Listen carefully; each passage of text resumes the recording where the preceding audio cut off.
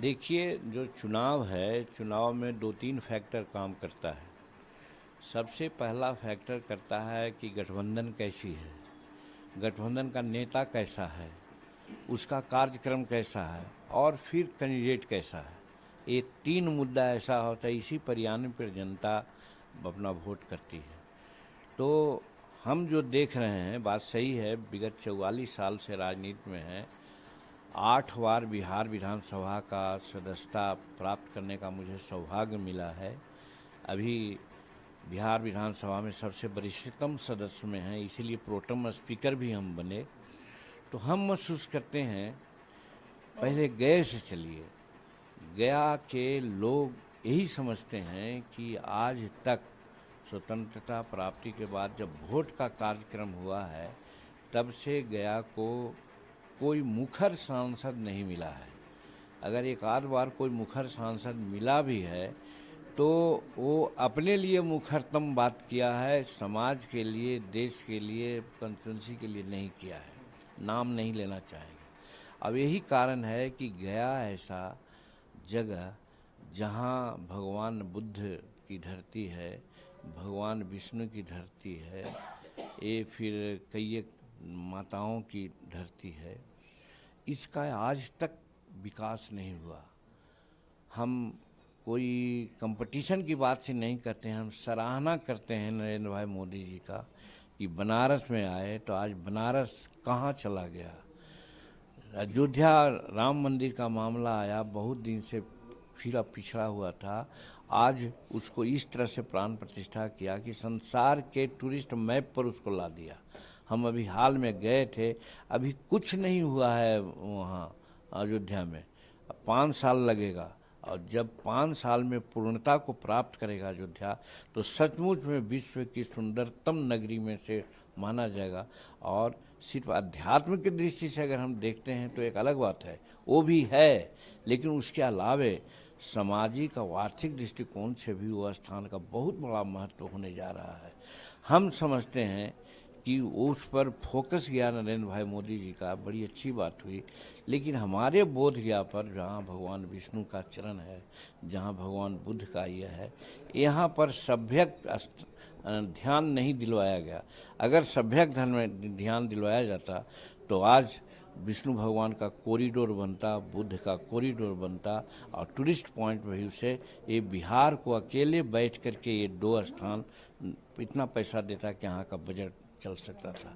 तो हम समझते हैं कि हमारे पुराने मित्रों जो यहाँ का नेतृत्व किया है, शायद कॉरिडोर का नाम भी नहीं जानते होंगे वो लोग। तो वो हमारे दिमाग में बात है कि अगर हमको मौका मिलेगा, और हमको पूरा विश्वास है कि जिस प्रकार से नरेंद्र मोदी जी हमको तरजीह देते हैं। तनी सी बात असेंबली में हुई तो देखा कि तेलंगाना में भी हमारा नाम उन्होंने लिया, गुजरात, राजस्थान में भी लिया। जब वाजपेयी जी के पुण्यतिथि पर हम लोग गए हुए थे तो सैकड़ों लोग बैठे हुए थे। क्या बतलाता है, क्या वो चाहते थे। हम 5वां नंबर में बैठे हुए थे, खड़ा होकर बोलते हैं, मांझी जी आप भी माल्यार्पण कर लीजिए। ये हमको प्रतिष्ठा देने के लिए वो बोल रहे थे, लेकिन समझे कि हम जीतन मांझी को चिन्ह रहे हैं, जान रहे हैं, सबको जीतन मांझी को मुखातिब होगा। तो मेरा कहने का मतलब है, जो प्रधानमंत्री आज, और निश्चित है कि 2024 में कोई भी उनको हटाने नहीं जा रहा है, पुनः भारत के प्रधानमंत्री नरेंद्र भाई मोदी जी होंगे। तो इस दृष्टिकोण से गठबंधन भी ठीक है, नेता भी ठीक है, और उम्मीदवार पर भी बहुत लोग आशा लगाए हैं। चूँकि उम्मीदवार जो यहाँ है, बिहार का 9 महीना मुख्यमंत्री रहा है, और मुख्यमंत्री रहा तो चर्चित मुख्यमंत्री रहा, न सिर्फ बिहार में, हिंदुस्तान के लोग भी मानते थे कि 9 महीना में मांझी ने बहुत अच्छा काम किया। ये सब बातें आती है तो सब लोगों के मन में एक नई बात, नई ऊर्जा, नई आशा का संचार हुआ है कि एक तरफ नरेंद्र भाई मोदी जी हैं, जो चाहे G20 की बैठक करके कि समूचे राष्ट्राध्यक्ष को अपने नतमस्तक करवाया, दूसरी तरफ चंद्रयान पर जाकर के दक्षिणी छोर में कोई नहीं गया था, विज्ञान के दृष्टिकोण से हिंदुस्तान को आगे बढ़ाने की बात किया। तीसरी बात कि जो बिहार, हिंदुस्तान की इकोनॉमी थी 12वीं 14वीं नंबर में थी, आज 5वीं में है, और उनकी गारंटी है कि 2 वर्ष में वो तीसरी अर्थव्यवस्था में हम लोग आ जाएंगे, 30 तक हो सकता है हम प्रथम अर्थव्यवस्था में आ जाएं। तो इस तरह से चौमुखी विकास हिंदुस्तान का, भारत का करवाने में सक्षम नरेंद्र भाई मोदी जी हैं, तो कोई विकल्प नहीं समझ रहा है हिंदुस्तान, भारत की जनता, कि नरेंद्र मोदी का कोई विकल्प है। इसलिए 2024 नहीं, 2030 तक गारंटी है कि नरेंद्र मोदी जी को कोई नहीं हटाएगा। दूसरी बात, बिहार का जहाँ तक सवाल है, छोटी मोटी कहीं कहीं भूल हुई है हम लोगों से, जिसमें हमारे नीतीश कुमार जी कहीं इधर से उधर, उधर से इधर हो गए। अब उन्हें भूल सुधार करके बार बार ये कह रहे हैं कि अब हम लोग सब एक होकर के बिहार को आगे बढ़ावेंगे, और डबल इंजन की सरकार जब होगी तो निश्चित है कि बिहार हर दृष्टिकोण से आगे बढ़ेगा। तो कहने का मतलब है कि एनडीए का कोई विकल्प नहीं। और बाई दी वे यदि पूछ रहे हैं तो हमको कहना पड़ेगा कि जो घमंडिया गठबंधन है, एनडी गठबंधन है, शुरू दिन से हम कह रहे थे कि ये लोग का मनसा खराब है। मनसा क्या है? वहाँ ये नहीं है कि यहाँ की बेरोजगारी खत्म हो जाए, ये नहीं है कि यहाँ का मन महंगाई खत्म हो जाए, ये नहीं कह रहे हैं कि लोग साहब हिंदुस्तान का चर्चा समूचे संसार में हो।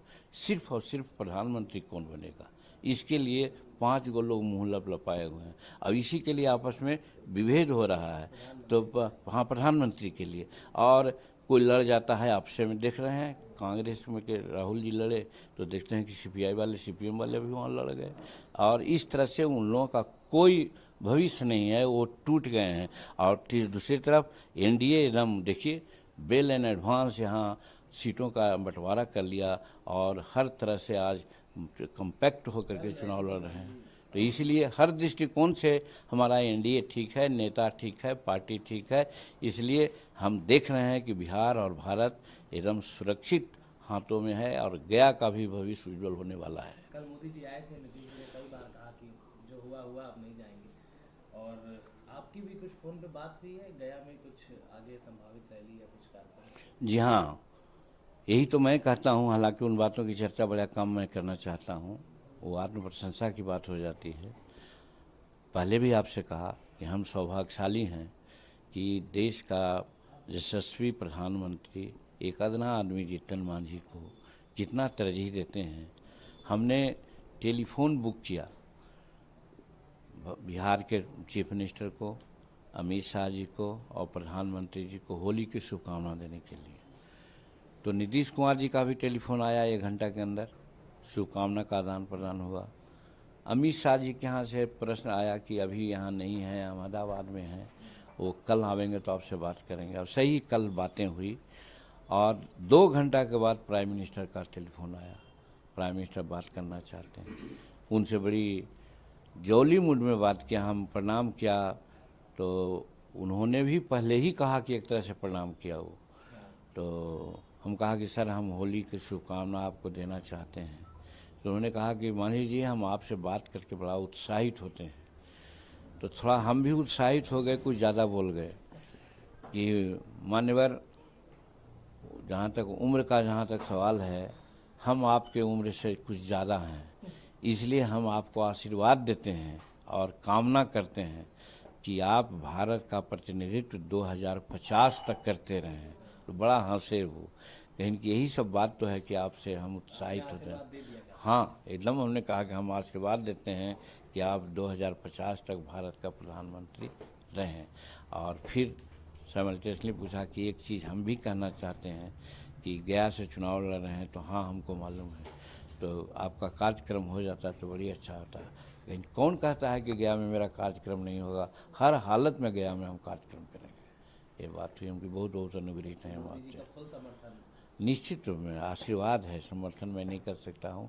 उम्र के दहली पर भले आगे पीछे हों, लेकिन पद के दृष्टिकोण से काम, कर्मठता और उनका जो ये है, क्या कहते हैं उसको, भावना है, उसके बहुत पीछे हम हैं। कल जिस तरह से मोदी जी का भाषण हुआ रैली में, तमाम बातें उन्होंने कही, परिवारवाद को लेकर तेजस्वी यादव ने ट्वीट किया, और कई जो एनडीए के जो प्रत्याशी लड़ रहे हैं उसमें आपका नाम भी लिखा उन्होंने ट्विटर पे, और कई लोग का लिखा। इसको मांझी जी कैसे जवाब देते हैं? उन्होंने कहा कि परिवारवाद इसका जवाब हम दे चुके हैं, और प्रधानमंत्री ने भी पार्लियामेंट में बड़ी सलीके से बात की है कि परिवारवाद, वंशवाद उसको कहते हैं कि जो माँ के गोद में, पिता के गोद में खेल रहा हो, दुनिया से कोई मतलब नहीं हो, और by virtue of being big man अपना बेटा को, बेटी को, पुतोह को और सबको राजनीति में ले आता है, जीत जाता है, उसको परिवारवाद कहते हैं, उसको वंशवाद कहते हैं। उसको वंशवाद नहीं कहते हैं कि बदकिस्मतीवश या सुकिस्मतीवश एक परिवार जो राजनीतिक परिवार है वहाँ वो जन्म लिया और उसने स्ट्रगल किया, 10 बरस 15 बरस समाज में रहा, आंदोलन किया, बहुत सा काम किया और उसके बाद योग्यता प्राप्त की और फिर लास्ट में उसको मौका मिला राजनीति में और राजनीति में गया, तो वो वंशवाद नहीं कहा जाता है। हमारा नाम लेते हैं तो मैं कहता हूँ इसीलिए कि संतोष कुमार जो मेरा पुत्र है, वो जानते हैं यूनिसेफ में 10 वर्ष काम किया है। वो पोल पर चढ़ कर के स्टिकर साटता था और डिस्ट्रिक्ट कोऑर्डिनेटर था औरंगाबाद का। लेकिन जब हम राजनीति में अकेला टाइप के पड़ गए तो उसको समझ में आया कि पापा अकेले हैं, हम राजनीति में उनको साथ दें। तो साथ भी दिया कैसे कि 1998 में गया में अटल बिहारी लाल कृष्ण आडवाणी जी की बैठक हो रही थी। उसमें हमारा जो यहाँ कृष्ण कुमार सिंह है, जिनको कुमार बाबू कहते हैं, उनके साथ वो मिल करके गया और वो भाजपा की सदस्यता ग्रहण किया। अगर वंशवाद की बात होती तो हमारे साथ रहता। हम राजद जदयू में थे, जदयू में जाता, लेकिन वो भाजपा में चला गया और भाजपा का काम करते रहा। फिर जब हम आगे बढ़े, मंत्री की बात आई, पता नहीं क्या उसको दिमाग में आया, वो भाजपा में छोड़ा नहीं लेकिन हमारे साथ काम करने लगा। और इसी बीच में वो एमए किया, पीएचडी किया, नेट परीक्षा दिया, आज हो गया कॉलेज में पॉलिटिकल साइंस का प्रोफेसर है। और उसके बाद 10 वर्ष के बाद परिस्थिति कुछ आई तो एमएलसी के रूप में उसको नॉमिनेशन हुआ। फिर 6 बरस हो गया, मंत्री रहा, उस बीच में पुनः एमएलसी में उसका दोबारा नॉमिनेशन हुआ, फिर मंत्री बना। तो मैं समझता हूँ कि जो वंशवाद की बात कहता है, ये वंशवाद नहीं है। जो वंशवाद की बात करते हैं कि एक दिन आंदोलन किए हैं, कि एक दिन समाज सोशल सेक्टर में काम किए हैं, कौन क्वालिफिकेशन प्राप्त किए हैं। तो जो कुछ नहीं किया है, जिसको कोई ये नहीं है, तो चोर मचावे शोर, इसी को कहा जाता है। और इसको एक कहानी और हम कहते हैं कि एक सियार था, किसी कहीं पर चोरी में गया था, क्या था, उसकी पूँछ कट गई। तो पूँछ कट गई तो पशु का पूँछ तो बहुत इम्पोर्टेंट होता है। जब जमात में गया तो सब लोग उसको बेइज्जत करने लगे। तो कह रहे रे तुम लोग नहीं समझते हो, पूँछ बड़ी ख़राब चीज़ है, सब पूँछ काट दो। तो वही वो कहते हैं कि अपने वंशवाद के उपज हैं, अपने वंशवाद के चलते जो कुछ हैं सो हैं, नहीं तो कोई उनका सेक्रीफाइस समाज में नहीं है, कोई योगदान नहीं है। अगर लालू जी शायद न होते तो उनका नाम भी नहीं होता। और मैं तो समझता हूँ कि जीतन मांझी न भी होता तो भी संतोष अपने मेरिट से आगे बढ़ जाता। तो इसको परिवारवाद नहीं कहते हैं जो मेरा नाम लेते हैं लोग। केंद्र में मंत्री बनने जा रहे हैं, खबर है जीत के बाद, और कॉरिडोर की आप बात ही कर रहे हैं, तो लगता है कि काम करेंगे मोदी जी के साथ। देखिए, कहीं कहीं हम बोल देते हैं तो हमको लोग नास्तिक कहते हैं, लेकिन मैं नास्तिक नहीं हूँ, हृदय से आस्तिक हूँ। रामायण में भी बात आई है और गीता में भी बात आई है। गीता में बात आई है कि कर्मण्येवाधिकारस्ते माँ फलेषु कदाचन। काम करो, फल की इच्छा मत करो, फल देने वाला कोई दूसरा है।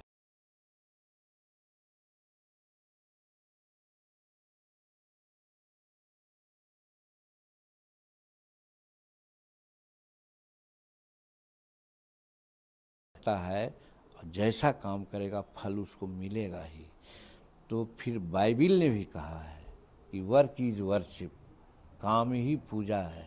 हम इस चीज़ को मान करके बचपन से चल रहे हैं। हम मंदिर मस्जिद अब जाने लगे हैं लोग की आस्था के चलते। हम अंगूठी नहीं पहनते हैं, हम बद्धी नहीं बांधते हैं, लेकिन इन बातों पर इतनी उन्हें आस्था है, इतना विश्वास है और फल मिला है। एक गरीब घर के परिवार का लड़का जिसकी माँ 2 सेर मजदूरी पर 8 घंटा निहुर करके धान रोपती थी, जिसका बाप 2 सेर मजदूरी पर दिन भर हल जोतता था, उसका बेटा मुख्यमंत्री की कुर्सी पर बैठ गया। ये किसका दिन है? Work is worship. जो काम मिला हम दुश्मन को भी नहीं माना कि ये दुश्मन है, काम हमारे समझ में आया, इसका काम होना चाहिए, काम नहीं